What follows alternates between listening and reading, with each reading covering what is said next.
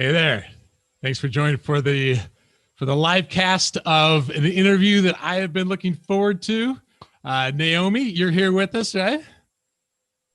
I am, and I'm thrilled to be here. Yeah, great. Well, hopefully Jennifer will join us. But regardless, let me just tell you, every project is a book, or every book is a project, right? And so, when did you guys? Every project is a book. I love that, by the way. I love every project is a book. Isn't every project a book? It's so meta. Hi, Jennifer. Yay. Oh, Andy, we are so excited about this.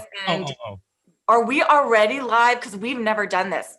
So So here's the deal. We typically don't go with a live, but this is what I found is I was anticipating this would be a good one. Not only just because you'll be entertaining, but there's something about this topic that applies broadly. And I think being able to see you organically and just enjoying it. And I think it'd be a lot of fun. When the podcast goes live, it will be, as far as when it goes out to the full population, it'll be audio only. But this part, like right now, we've got people who are watching us. And so, hello, people. People. Naomi and I have never done this before. Yeah. Also, I want to apologize to everyone who's audio only later, because we all look amazing right now. We look really good. Right. It's true. It's true. Let me ask you this. Do you feel pressure when you have interviews on this topic that, oh man, I'm gonna have to somehow be funny? Like, do you feel any of that? Yes. I would say, yes. Doesn't matter what Naomi says, for sure. Yes. Yeah, I'd have to think so. Naomi, do you have a different point of view? I would say in some ways it's nice because whoever we're talking to feels like they have more permission to bring out their sense of humor. So I think there's already sort of a tone of, hey, we're going to do this thing, but we're also going to keep things playful because that's part of the ethos of what we're saying is so important in the world. Yeah, exactly. So here's what I thought we'd do based on, reading the book is I feel like we should go like full Astro Teller and decide how can we make this the worst interview possible. Okay. Could we just do a little brainstorming on that? Like what would make this the worst interview possible based on, you've been doing a lot of interviews for these. Okay. Yeah. I'm just gonna look at my phone for a little bit. You guys talk amongst yourselves. Okay, perfect. I'm gonna slowly get closer to the camera as I talk until you can only see my eyes. Yeah, okay, great. Exactly. I will just every once in a while forget that we're talking to the microphone, and I'll pay more attention to, hey, what do our likes look like, dude? And views. Should I do that? Should I look like I'm not interested in you? Should I do that? Yeah, I will say, know about likes and views. I was making fun of the horrible interview by checking my phone. Guess who just texted right now? Who? I shit you not, Astro Teller. Wow. Look at this. This is you can't see anything. Anyway, Andy, this is already a good interview. Can you talk a little bit about Barack Obama? Yeah, exactly. So actually, I'm trying to remember if you had, I should get some names, like that Michael Lewis guy you had at the end. Was that Michael Lewis at the end? The real one. That was like a really cool way to end a book. I've never seen a book end the way that you ended your book. That was pretty cool. Well, it was all his idea, so yeah, we can't take credit. So we'll see if he texts you right now just to see if that works. But let me just, in all seriousness. So let me just tell you, I love the book.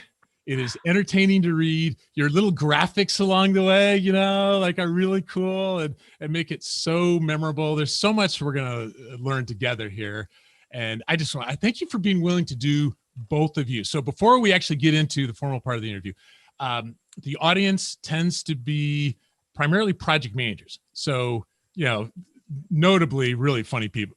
Well, anyway, they're people who are running projects, a global audience. So most of them English speaking as their first language, though not strictly that, but they're hungry for ways to be more effective. And so I think this book is one they wouldn't maybe naturally pick up. And I hope what they'll find is it totally should be picked up. So any questions about the audience or the interview before we get into it?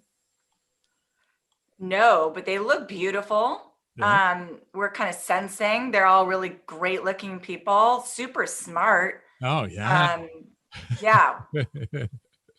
Well, okay. I think you have a good judge of audience character. Okay. So what I'm going to do, and you probably saw this from Joy, is I'll direct questions. And so hopefully it'll make it easier for you to coordinate. But like, let's say Naomi answers first, Jennifer, feel free to, correct her. Well, actually to fill in any gaps, so that'd be cool. Okay. Yeah, nothing we say is wrong. Also, if you direct a question to me, I can say popcorn Jennifer and send it to her and vice versa. Perfect. Popcorn Jennifer. I'm sure that's a Stanford technique. Okay, good. All right. So, just make sure levels look good on the recording here. Do you have Naomi, or yes, go to Naomi first. Do you have a favorite quote or proverb these days? Oh, a favorite quote or Naomi proverb. does. It's a beautiful quote by her grandma. Oh. Wow. Yeah, Jennifer knows me very well. This is a note that a line that my grandmother found when she was a teenager, and she loved it so much that she found someone with a typewriter and had them type it out for her so that she could put it in her bag. And she kept it in her bag when she was 97 years old. She had this note in her bag in a Ziploc bag. And it says, "Look to this day, for it is life, the very life of life." That's actually in the book, but it's not attributed to her, right? Is it? Is it? No? No, it wasn't. She didn't come up with it. She read it somewhere else, but she just kept the quote. So it's actually, it's in our dedications. Right, section. in the dedication. Yeah, I saw that, and I that is very cool. Yeah. And I was wondering where that came from. Yeah. We were talking with Kelly Leonard yesterday, who helps run Second City. And, one thing he was talking about is there is this common theme among people who are really exceptional at comedy. He's trained people like Tina Fey, Stephen Colbert, Keegan-Michael Key, everyone who's come through Second City. And that common theme is being fiercely present in the moment. And there's something about being fiercely present in the moment that makes you effective at comedy and also makes you effective at having more meaning in your life, as you saw in the later chapters of the book. Actually, I thought that was kind of cool because before I picked up the book, I figured this is going to be a book about how to be funnier.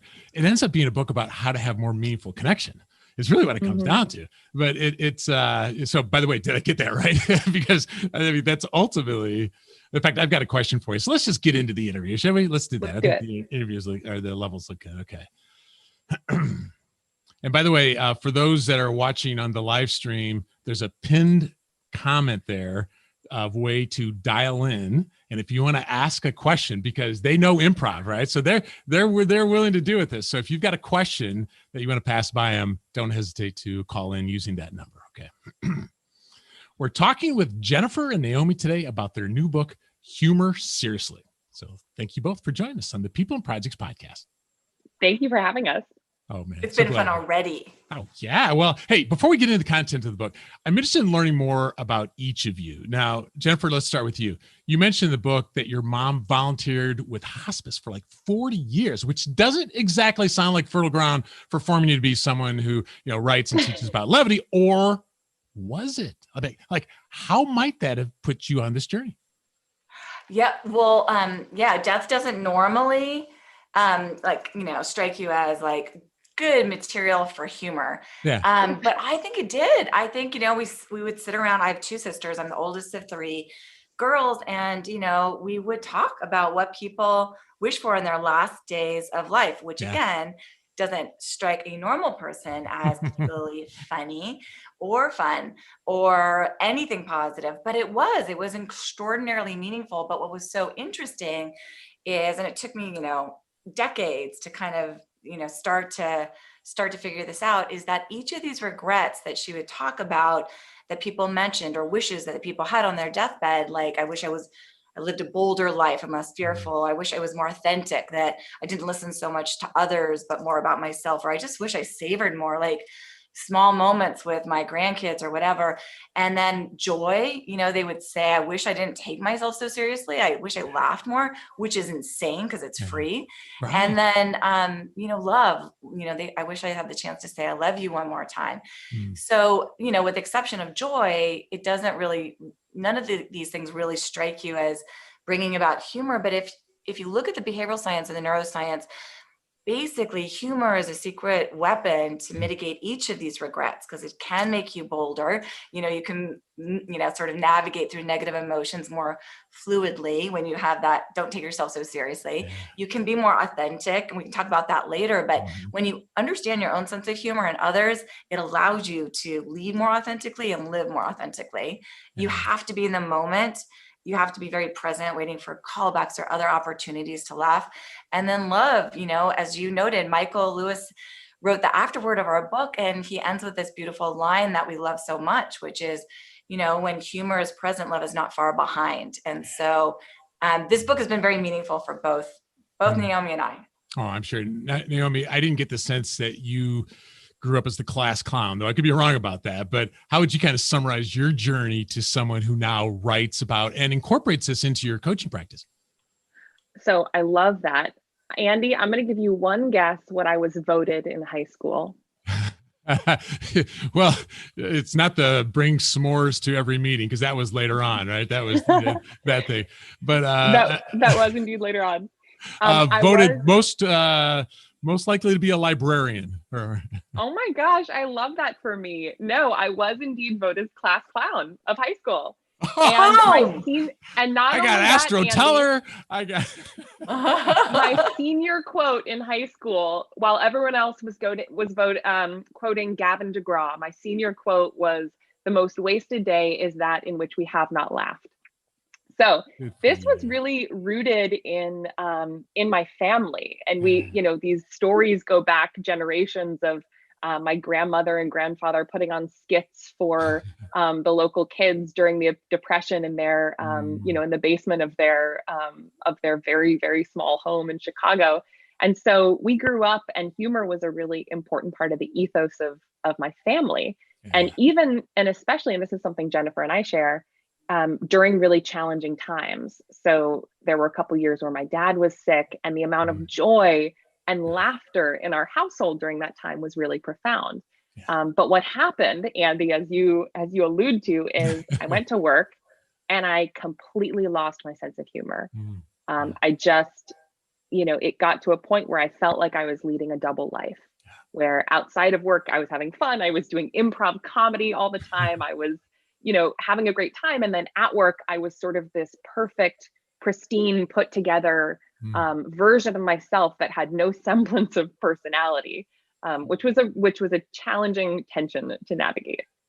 Well, it's interesting. We'll get into this a little bit more, but I had a conversation with my wife and kids about the humor cliff that you show in the book. And so you at least had this alter ego life that was going on, but a lot of people don't even have that, right? They're just falling off this cliff where, like our kids, we don't have to go, hey, we need to laugh more. It's like, in some ways it feels like would you guys hold it down? And maybe totally. maybe as parents, we're beating it out of them. I don't know, but it's one of those things where that cliff is an interesting thing for us to wrestle with. In fact, how about this? We'll get into what the book is about, but before we talk about that, I'd like to talk about what the book is not about. Oh, because, love it. Jennifer, and let's start with you. What is this book not about? It's not about death. Oh, wait, it's about that too. This book has it all. It has death, it has humor, it has dancing clubs. Let's see, what is it not about? I think it's not about cracking jokes. It's not necessarily about being funnier in this traditional way that we often think about it. In fact, when Naomi and I start our class, Humor Serious Business at Stanford, one of the first things we have to do is debunk this myth that a lot of our students and executives and humans have, which is when they think of humor, they think this is about being funny. Right. But there's nothing worse than actually trying to be funny, first of all. And second of all, we have these very kind of very fine, very narrow ways to actually define funny. And what Naomi and I do to help, basically debunk this myth is we give the students a humor quiz on the first day. And so we can talk a little bit about it whenever you want. And we can also guess what you are, Andy. But it's, they just go to our website, humorseriously.com. They take this 3-minute quiz, and this report comes back, and they learn about these very different humor styles, some of which are kind of traditionally thought as the funny class clown person, maybe like Naomi was known in high school, but others are very different. And so we find that there's very different types of humor styles. Yeah. And the book is not about being funny. Yeah. I came out as Magnet, by the way. And so I think we saw that a mile away. Oh yeah. Is that right? Yeah. Just kidding. All types are equally good, but I'm a Magnet as well. So yeah. I think the workplace is tough to be a sniper these days, actually. But anyway, we'll get into that. But I don't know, Naomi, can you think of anything that this book is not about? That could be a misperception. That was the biggest thing, is that it's not about, cracking jokes, that it is fundamentally about a mindset shift.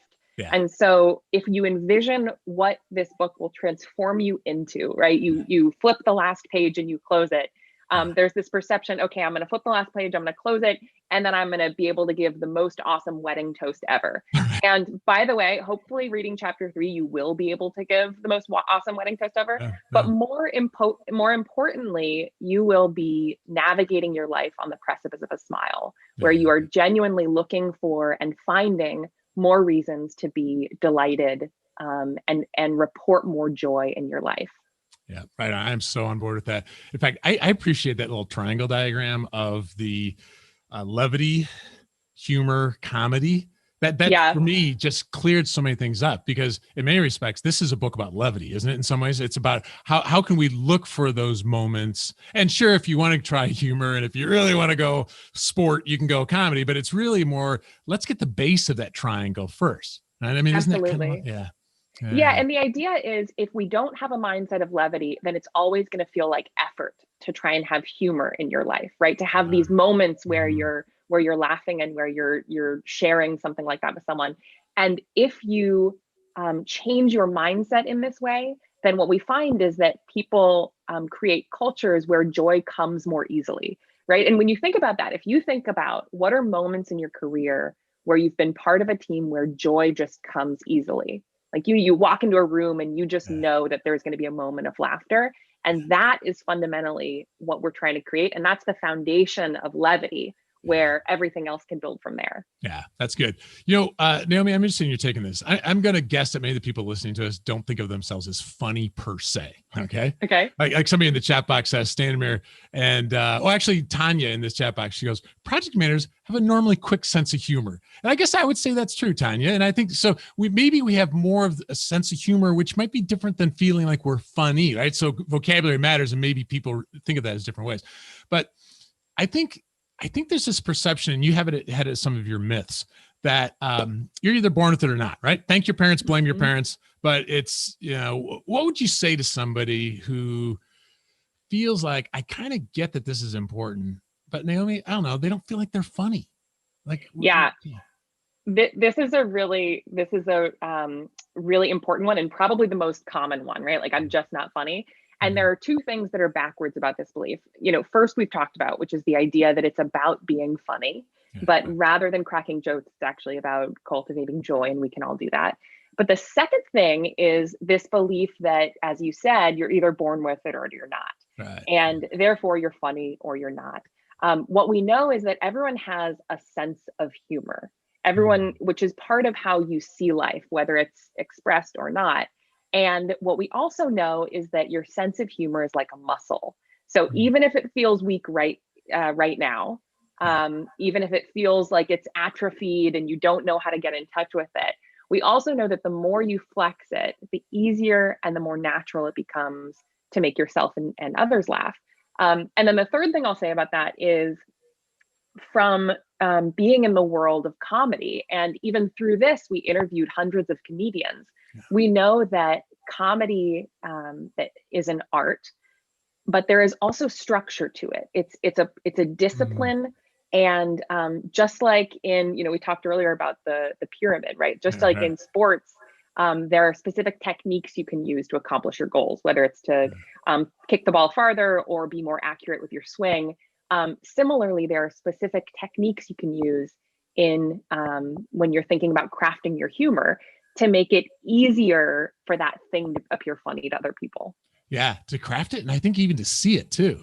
Like some of the diagrams you have, I thought, wow, yeah, I guess jokes do follow that. And I wasn't even kind of aware of it, but recognized when I saw it. Jennifer, in that section, there was this statement of just signal you have a sense of humor. Yeah. And so what does that look like, to signal you have a sense of humor? Well, some of these signals are really actually surprisingly small. Right. One favorite story is, a favorite study of ours. There's two researchers, and they did a negotiation study. Yeah. And they had people come into the lab, and their confederate was the negotiator. And there was two conditions. In one condition, the confederate. By the way, in science, a confederate is a research assistant. Thank you for. Oh my gosh! Yeah, that's excellent ad there. I didn't really think that through. I just thought somebody from Georgia or something. I didn't know, but okay, I got it. Okay. Yeah. All of a sudden, like in 2021, every word seems to have like multiple meanings. Mm-hmm. I don't think that happened in 2020. Anyway, the TA or the RA, either said, I'll throw, I like to negotiate. Here's my price. And the other condition, they said, here's my price, and I'll throw in my pet frog. Yeah. And those individuals in the second condition enjoyed 18% higher price point on their negotiated piece of art. So 18%, like, you make more money if you signal you have a sense of humor, and people reported they enjoyed the task more. And then what's also interesting, if you look at leaders who do this well, for example, Sarah Blakely, who's the CEO and founder of Spanx, she had this a great sort of story where she shipped a shoe and a handwritten note to the lead buyer of Neiman Marcus saying, just trying to get my foot in the door. And that ended up to closing a deal. And these things like, I'll throw in my pet frog, or, just trying to get my foot in the door. We're not saying these are sophisticated, lines. They're like moderately humorous or witty lines, but they have this enormous impact because it just signals that you're a human and that you have a sense of humor. Yeah, right. It's not taking a full page ad out in the New York Times, for example, right? Actually, you say in the book, sometimes you signal sense of humor by laughing, right? Absolutely. I mean, just the more we laugh, it kind of, and we're talking about at this point, not creepy, weird, random, but when other people make a joke, like, we laugh with them, genuine, not right? I mean, that's part of it. Yeah, absolutely. And we're so wired to mirror the behavior of the most senior person, right? And so this is something that leaders in particular need to be doing, is ensuring that when they are, in public in front of their organizations, that they're just signaling their sense of humor has a heartbeat, and it's as simple as laughing. And we know, for example, there's incredible research around employees who rate their bosses as having a sense of humor. Again, this is any sense of humor. It's not, does your boss have a good sense of humor? Just do they have a sense of humor? Those employees report being 15% more engaged and satisfied in their jobs. And they also rate their bosses as 27% more motivating and admired. So these small shifts can have monumental impact on how engaged and motivated your employees are. Yeah, that's cool. It's kind of like the halo effect. If we lead in that way, then it kind of pours over to others. Yeah. Jennifer, I have to believe that some people listening to us could have this sense of, well, I kind of get it, but it's just not appropriate in the workplace. I mean, we don't go to play, we go to work. So can you give us a sense of what the research has found about this? Well, and that kind of, the research actually backs that up. There's it's a little tautological, but it's true that people basically, when they enter the workforce around age 23-ish or 21, that they basically stop laughing. So you referred to the humor cliff, right? Gallup collected a large amount of data, over 1.5 million data points in 166 countries by asking people the simple question, did you smile or laugh yesterday? And people say yes at 16, at 18, at 20. And then all around, around 21, 23, all of a sudden it plummets and the answer becomes no. And it doesn't become yes again until they're like 80, like when they retire. It's 47 way too serious years. And so what we find is that people do believe, they go to work and they believe they're serious and there's no time and they're efficient and they're effective, and that using humor in that context would actually negate those goals of being effective and efficient. And furthermore, there's often a belief that the risks of humor are so significant. But there's some research led by Brad Bitterly, one of our co-authors and friends, that shows that individuals actually who use a sense of humor, and it doesn't have to be good sense of humor, just not inappropriate. Right. And we could talk about that later, but just not inappropriate. It doesn't have to be good. It's like a frog line. Yeah. They enjoy about 23% greater perceptions of respect. So people will respect you more and think you're more competent and confident. And again, these patterns remain even if the joke wasn't that good. So this belief that, the failure or the risks associated with humor are so great might be also another thing to actually have to debunk in our classroom, in our book. Yeah, I found it fascinating that the research just so backed this up, and we'll talk about maybe where we have to be more careful, the appropriateness side of it. But Naomi, you share a Tina Fey quote, if I remember right, in the book that says, you can always tell how smart someone is by what they laugh at. Mm-hmm. What can we learn about someone by what they do or don't laugh at? Oh, that's interesting. I mean, so we know that's such a great question, and there are many different answers to that. One, we can learn more about their humor style. Right. So, as Jennifer mentioned, we have done these large scale research studies to understand, is there structure to this sense of humor, which seems so elusive? And the reality is it's actually more like personality than we think, that there are structures to our senses of humor. And in fact, there are these 4 categories. The other thing is it shows a sense of presence and mental agility, because baked into humor is truth and misdirection. And so if you aren't listening closely, you can miss it, right? It's easy to, and we've all been in a room, right, where you're sort of multitasking, or actually more commonly, the most senior person seems to be multitasking, and someone makes a joke, everyone else laughs, and the senior person just looks up and doesn't get it, right? And so there's this aspect of presence, and that we talked about at the beginning too, that that when you are tapped in, really being present in the moment, that's when you notice these cues for humor, and you're sort of more likely to laugh at them. And the other thing I'll say about this is a really powerful technique that we share in the book, which is the easiest technique for everyone to use, is called callbacks. And so callbacks, all that you do is you listen for a moment when people in the group laughed, and you just refer to that moment a minute later. And this is such a powerful way to signal to the group a couple of things. One, that you're mentally agile, you're listening, you're part of it. And number 2, it makes the group feel like we now have an inside joke, and it makes us feel more cohesive. So I'll give an example of a callback. I was running a session the other day for a group of CFOs, and all the CFOs were introducing themselves at the beginning. And one person said, CFOs and retired CFOs. Someone said, "Oh, I'm a retired CFO. I'm a CFO." Well, someone said, I'm a recovering CFO," and everyone laughed. Everyone's like, "Ah, there's a recovering CFO."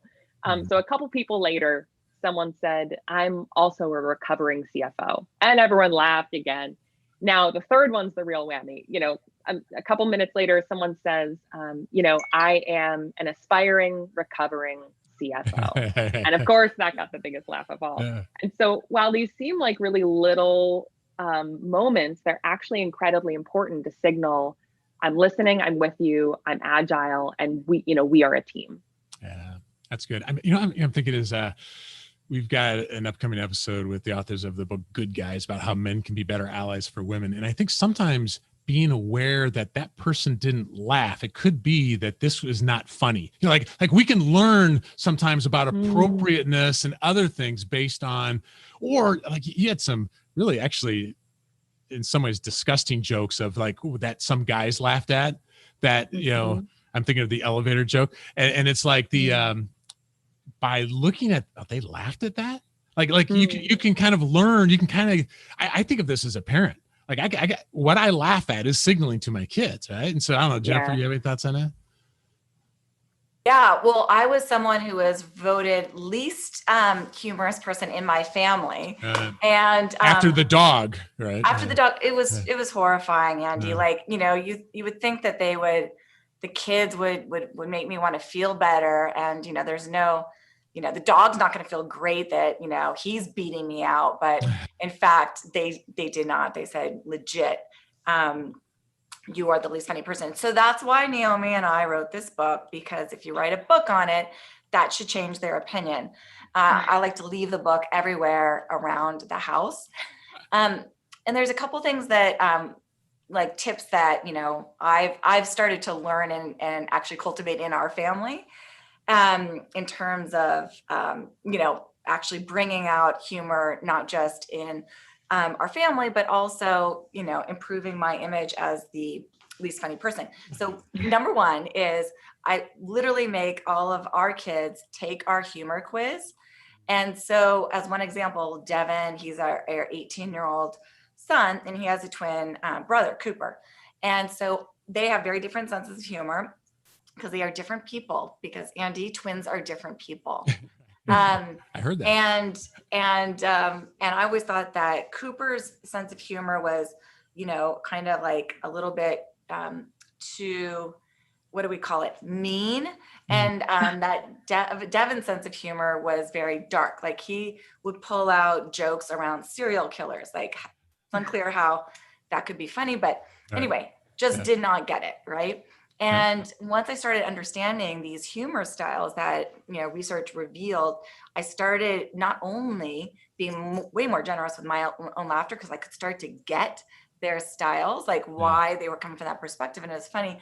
And then, but the second thing I could do is I could actually be much more generous with my laughter, because I also wanted them and my daughter to really know that they are humorous. And that ability to like shift their perception, especially for girls, that it's hugely important. It has boosts. If you think you're humorous, you know, it has huge boosts to your esteem, and it correlates with all sorts of other factors that are really, you know, important for kids. So those are two things that I do in the context of. I like it. I like it. You know, Tanya in the chat box says, I think humor is even more relevant now to help mitigate the stress that we've been witnessing for the last year. I mean, isn't that true? Like you have all kinds of the science in there about the changes with, from a chemical perspective inside us with this amazing health benefits. She says, greater, but also happy employees leads to greater production. Isn't that a message of your book? You know, it's not just about how to get more chuckles when you're sitting with friends. It really ultimately is, it's humor seriously. Huh? Yeah, I mean, we're in the midst of a mental health crisis, and these rates of depression are skyrocketing at unparalleled levels, and social isolation piled on top of this already stressful work condition. And so she's completely right. It has such enormous benefits for mental well-being and physical health, not to mention your bottom line. And Andy, you know, you mentioned what happens in our brains. This is something that people don't necessarily think of, that when we laugh, this is our physiology changes. So our brain chemistry changes. We release oxytocin. We lower our cortisol and our cortisol levels, so we become less stressed. By the way, when cortisol is high, this is sort of our fear or fight or flight hormone, and so it's very difficult to access sort of higher order thinking when that is surging in our brains. We release endorphins, we release dopamine. And so this cocktail of hormones that's being released in our brains makes us feel more calm, more confident, less stressed, more creative, and actually makes teams perform better as well. So we know, for example, there was a study of over 50 teams where they had hour-long team meetings, and those team meetings were videotaped. So later, and by external observers, they were marked whether or not there was humor in that meeting. So were there moments where the team laughed together? So after those meetings, researchers had the team supervisor rate the team's performance, both during that meeting and then also 6 months later and 3 years later. And Mm. what they found was that the teams that had laughter in those meetings had better functional communication, they had better problem solving, and as rated by their supervisors, they performed better, both at the moment of the meeting and also over time. Yeah, I love it. And you make a very compelling case in the book on it. It's great. You know, by the way, Tanya says, plus it works your abs. So that's good. So it's exercise. So oh, totally. There was some study about how like laughter is as good as, 5 minutes of hard exercise or something like that. Those are the stats that I'm here for. Absolutely. Absolutely. So Jennifer, let's say someone wants to work on their sense of humor. Now they really need to read the entire book, although chapter 3 itself is worth the price of the book. I mean, it is really good to get the full lesson of the anatomy of funny, but let's start. I'm going to ask Naomi the same thing, but like, what's one of your favorite examples of what makes things funny? What would you say, Jennifer? Well, first of all, I'm so happy that you pointed out chapter 3. Chapter 3 could be its own book. It could. Naomi worked on that chapter for like what felt to be a year and a half, and it is a piece of art that needs framing on everyone's in their bedroom. It's that good. I think only bedrooms. We will only accept bedrooms. Yeah. It won't. Yeah, it doesn't work like in a bathroom or anything. Right. And so one of our favorite tips or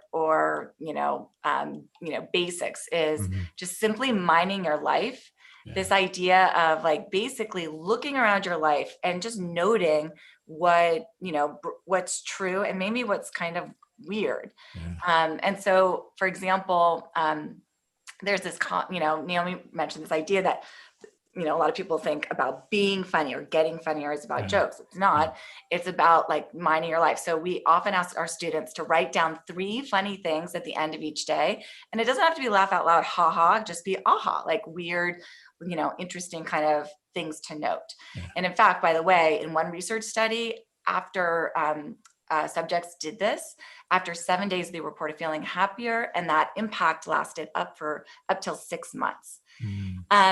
And then once you find those truths, you do these little things that Naomi started talking about, either exaggeration or contrast or rule of 3. And so these are all 3 like little tips.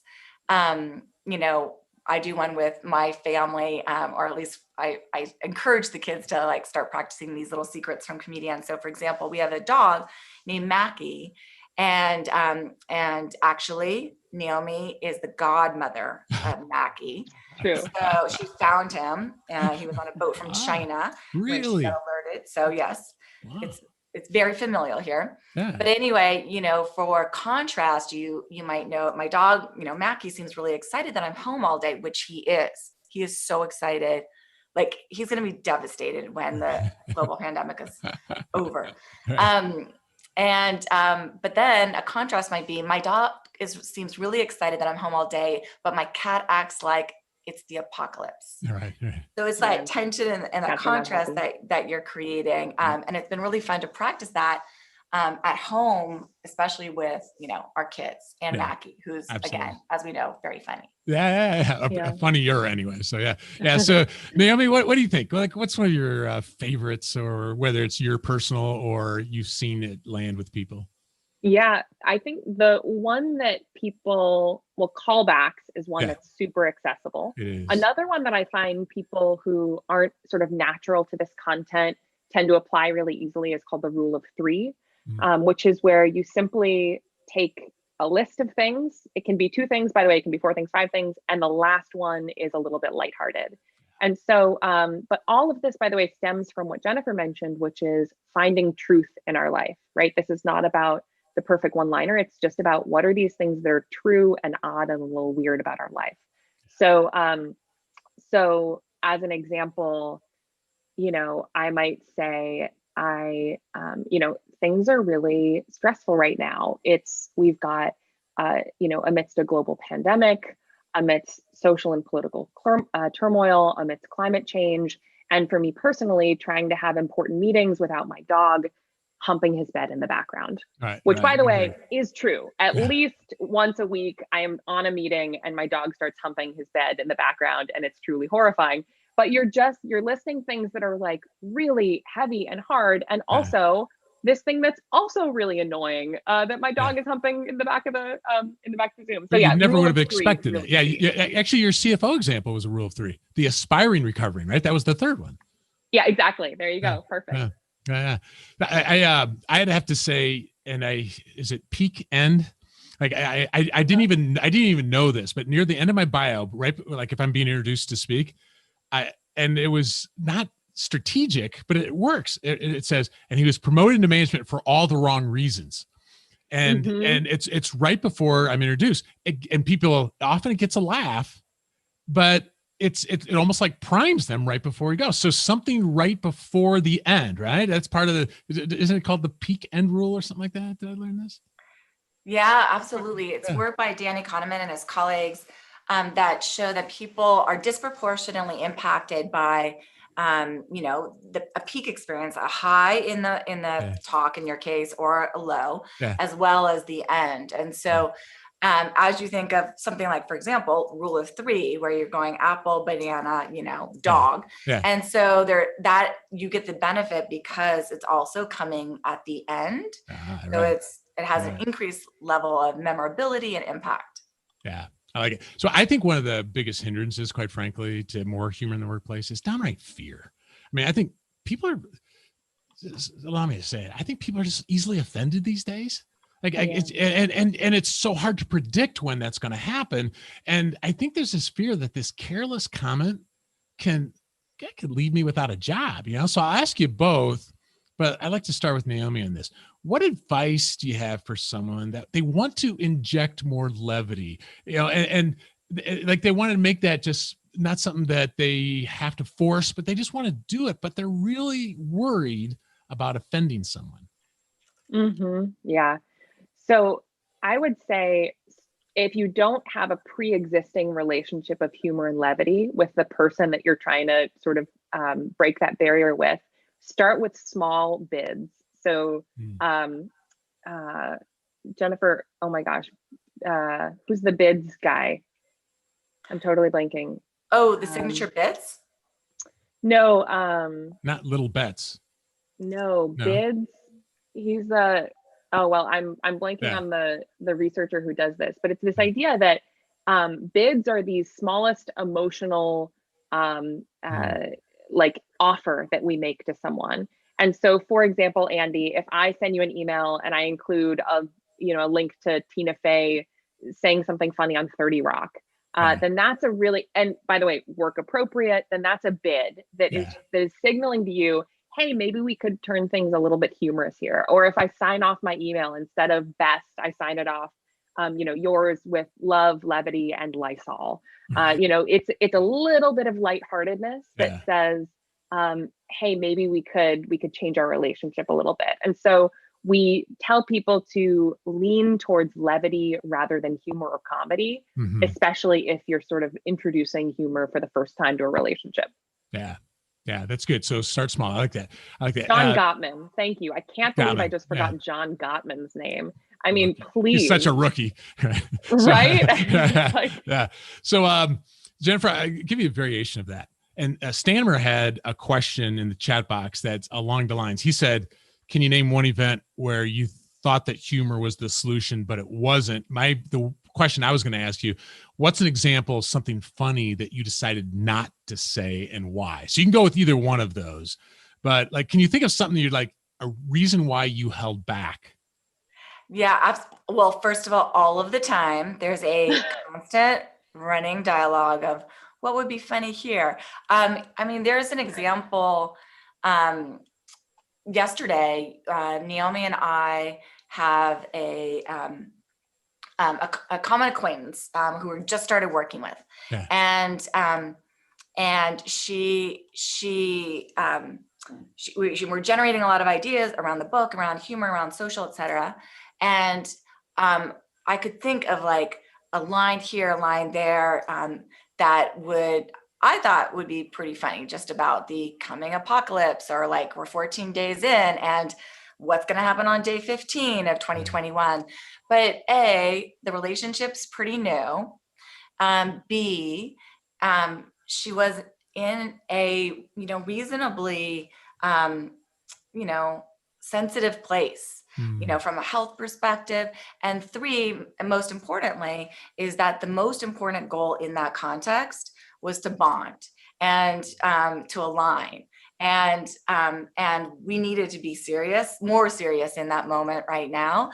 So we talk a lot in the book about, what is your goal? So using humor for the sake of humor is absolutely not recommended. Yeah. It's really about understanding, again, your own, authentic sense of humor, other people's authentic sense of humor, whether they're a stand-up, a magnet like you are, and a sniper or a sweetheart, and then being able to shift the style once you start adopting these like secrets from comedians. But most importantly, what is the overriding goal of the context in which you're interacting with someone?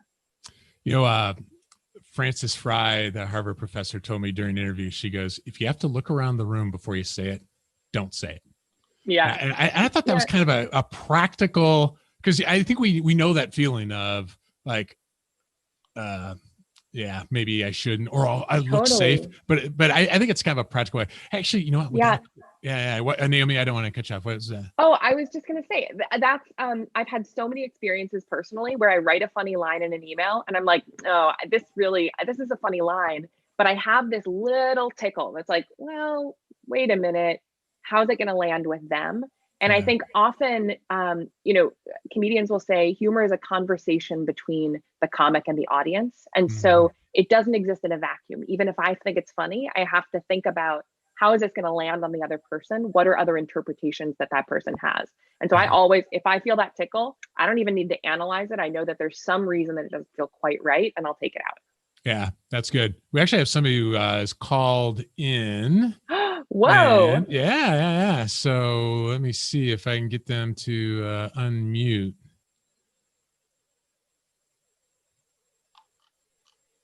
Let's see. Yeah. Hey. Caller. Hello. Hey. Hello. Yeah. Hi, Mr. So Caller. exciting. It's Barack Obama. Doggone. Call back. Okay. So I wish. Yeah. What's your question? So you just referenced having kind of like, you don't want to tell humor for a humor joke. And talk to me about like self-deprecating humor. So when is it good? When is it bad? How would you use it? And would love to hear what you have to say. Yeah, what thanks. is your name, beautiful voiced caller? Zach, this is a fantastic question. And self-deprecation is super nuanced. So I have a couple answers here. One, it's really important to understand what your status is relative to other people you're around. And so self-deprecation when you're high status can be a superpower. Self-deprecation when you're low status can actually take away your status in a group. And so that's one thing to be aware of. Another thing is to be aware of what is your natural humor style. And so, sweetheart, stand-up, magnet, and sniper, we know that sweethearts and magnets tend to over-index on self-deprecation.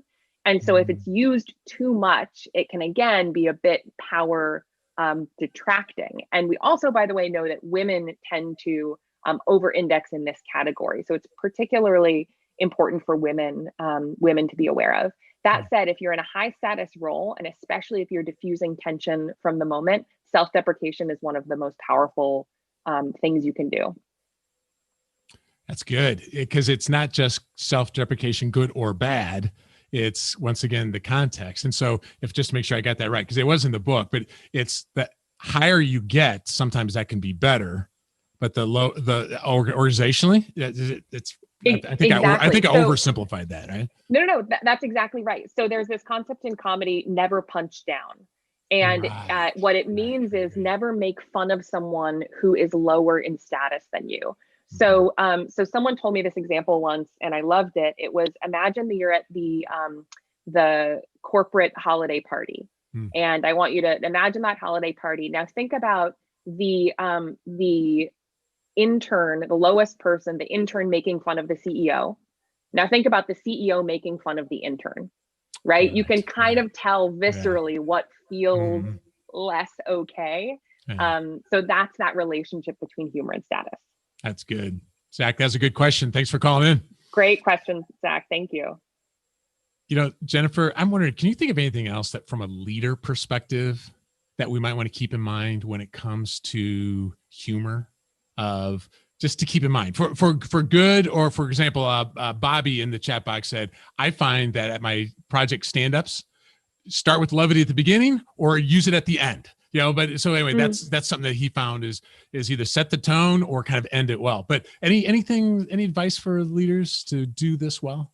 First of all, totally agree with his, what was his name again? Bobby, you're brilliant. There's a lot of empirical evidence to suggest that too. Certainly primacy effects, not to mention the recency or end effects. Yeah. But there are moments where you might want to there might be, tension that you just need to release. Yeah. And it might be in the middle of a meeting. So one of our co-lecturers, Connor DiMignon, he is also a CEO of Merit America, which is a nonprofit. And he's also a serial entrepreneur. And a recent story that we love is that in a basically all hands meeting on Zoom a couple of months ago, it was scheduled during this incredibly challenging time for the world. And it was a particularly divisive time in the US. Yeah. Way back when. Now everything's fine, but right. It was. Let's imagine. We thought we knew divisive. Weren't we adorable? Yeah, this was bad. Those were the good old days where it was just divisive. Anyway, he really wanted to acknowledge the hardship of the moment, as many leaders do right now. It's such a hard time to be a leader and also a human. And so what he wanted to do is really signal care and reassurance. So during the call, he was sharing the screen. And when it was time for someone else to speak, he pretended to leave his screen share on accidentally. And as everyone held their breath watching him. So imagine this, right? Imagine that you are in this organization and you're watching the CEO's screen as you think that they're just like navigating their Chrome browser at will, right? Yeah. You're like, oh my God. Oh no. Exactly. Yeah, that's great. But he did it strategically. Jennifer, what did he do? Yeah, so he types in things that inspirational CEOs say in hard times. And so everyone lost it. And it was this beautiful moment of levity and signaling vulnerability in this very unexpected and funny way. And to Bobby's point, well, three things. One, it was done more in the middle of it, but it was in a moment where, it was valuable for Connor and everyone else to have that tension kind of be diffused. Yeah. Two, it was intentional. You're exactly right, Andy. It was intentional and it wasn't hard. Right. And it had this very real upside for a comedian. Yeah. And there's this quote we have in the book that we really love, where Stephen Colbert, Late Show host, as you know, puts it, in the face of something that might strike you as horrible, I think laughter is the best medicine. And you cannot laugh and be afraid at the same time. So yeah, I think it's in these moments, even if it's not the beginning or the end, where you have to know, are people afraid? Is there value here? Yeah. And you had some in there about, is it too early or too soon? But still, there's this thing. Actually, one thing that comes to mind also from a leader perspective is, and I think one of you maybe alluded to this earlier, sometimes people laugh because you're the boss. And so be aware that I might walk out of this and think, dude, I was so stinking funny today. But the truth is, it was just the boss. Right? Totally. Yeah. So this is what we talk a lot with people who are rising in their careers, is you lose your calibration really easily as you rise, because laughter is tied to status. So they've done these studies where they have people tell objectively lame jokes. And when they tell the research participants that this is a high status person, everyone laughs. Yeah. And when they tell the research participants this is a low status person, crickets. Yeah. And so what we tell people as they're rising is, you have to have trusted testers. You have to have people who you trust, who you can go to and say, you are in charge of telling me when I'm being an idiot. You're in charge of telling me when something is not landing, and just being really, really candid with me. Yeah, absolutely. Hey, Jennifer, I know you got a cruise. You get out of here. I got one last question for Naomi. Okay. Oh, okay. No. I wanted to stay for the last question. Okay, here it goes. Well, Jennifer, you kind of addressed it, but we have a lot of parents who listen to the podcast. What can we do to develop people that aren't going to be cliff jumpers, so to speak. You know, they will. How do you develop? Is there anything you've done with, you know, Jennifer? I think you talked about your family, and Naomi. There may have been a reference in the book, although I don't remember it. But what can we do as parents to try to foster this? Jennifer, let's start with you. So,